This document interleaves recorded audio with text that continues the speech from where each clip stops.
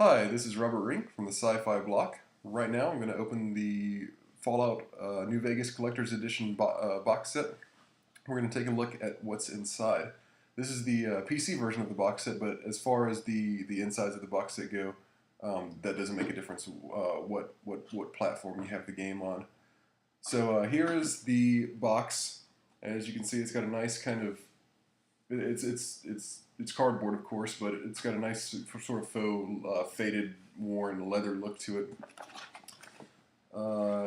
You open this up, and I have opened this up just mostly to take off the plastic wrapping of some of the stuff that's inside, so I wouldn't have to be opening that on the video. Here's the graphic novel that comes with the box set.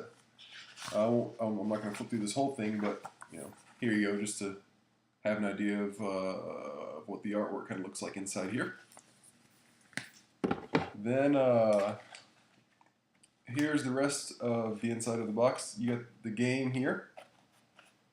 Right here you have the Lucky 38 coin.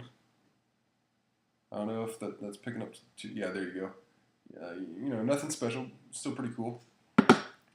Here are the Lucky 7 poker chips, which actually, if you listen to them, you can hear that they have they don't have a great amount of weight, but they have a fair amount of weight to where they're not just crappy little plastic coins. I know that you couldn't.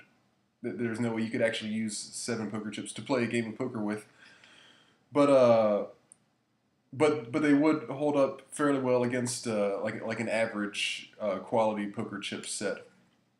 Just taking a look at these, I'll show you a few so you can kind of see what they look like. They look slightly different on the front and back, although I'm not going to just go through the process of showing the front and back of every one. There you go. And then there are a few more like that. So then once you pull out the game, and this box just purely open contains the game, and I've already taken that out so I can be installing it while I'm recording this. Underneath that, you have this, which is the Making of Fallout New Vegas, just a single disc sleeve. And then, last but not least, in the very bottom, you have the Fallout New Vegas playing cards. And I have not taken a look at these yet, so let's open up and see how they look.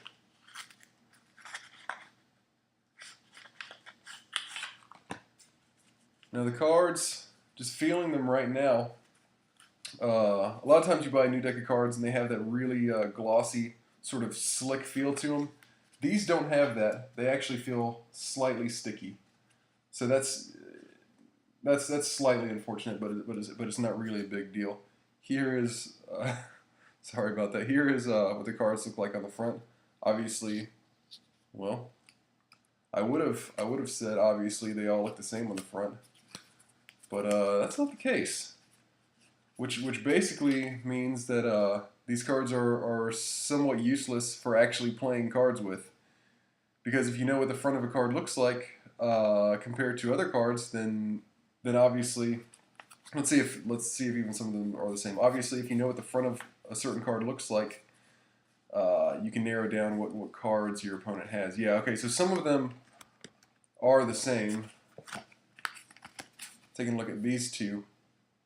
These the front of these look not exactly the same. You can see that the wear is a little different on them, but generally the same. And this is what the other side looks like.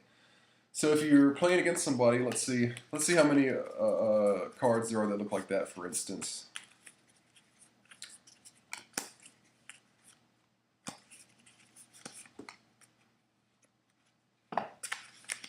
Let's see, I've got 1, 2, 3, 4, 5, 6, 7. Looks like there's about 8 of these. So if you're playing cards with somebody and you're used to playing with these cards, and you're playing against somebody and they have a card that looks like this on the back, then you can narrow down that they have one of, sorry, try to hold this in a very awkward position to where you can still see it. You can narrow it down and tell that they have one of these cards. which doesn't make a whole lot of sense. Obviously, I guess the designers were going more for flair here and trying to make them look cool. But I would say a cool deck of cards isn't worth a whole lot if you can't actually use them to play with. So I can see what they're doing here. They're not trying to actually make a game quality deck of cards, but it would have been a lot nicer if it was a deck of cards that we actually could use. Looking at the other side of them real quick, let's see. Most of the artwork is generally the same as the ones you just saw, but I'll pick out a few random ones here real fast just to show you. Here is Rex. Here we have the King of Hearts. Four of Spades. Ten of Spades. King of Clubs, and so on, and that's to give you a general idea of what they look like on the other side. Looking at the back of some of them again. Here's some of the other designs.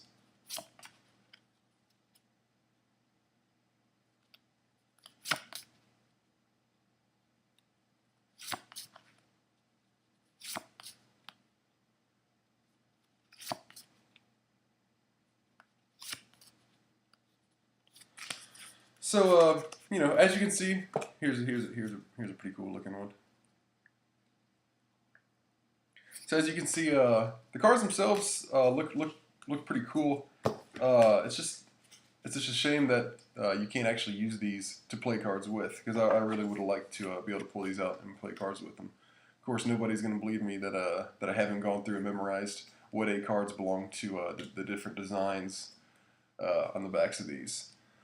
So that's a little bit of a shame and kind of a strange decision on the designer's parts, even if I do see what they were trying to do with it. But anyways, that looks like that's pretty much it. Overall, not bad. Like I said, there's not a whole lot you can use the chips for, although you can see back here, I got my other Fallout stuff, my Pip-Boy, and the Fallout lunchbox. So you know, they'll look. I can move Robbie out of the way here. The chips and the coin, they'll look pretty cool next to that. The cards will as well. So if I can't play with them, at least I can set them up and let them look cool. And that's pretty much it. We'll have a review of the first day of playing Fallout New Vegas up tomorrow, October 20th. And hopefully a week from now, around the 26th or the 27th, we'll have a review of the first of our impressions from the first week of playing the game. Until then, be sure to check out our website, sci-fiblock.com, for more science fiction news, reviews, and commentary. You can also follow us on Twitter, @the Sci-Fi Block. Thanks again.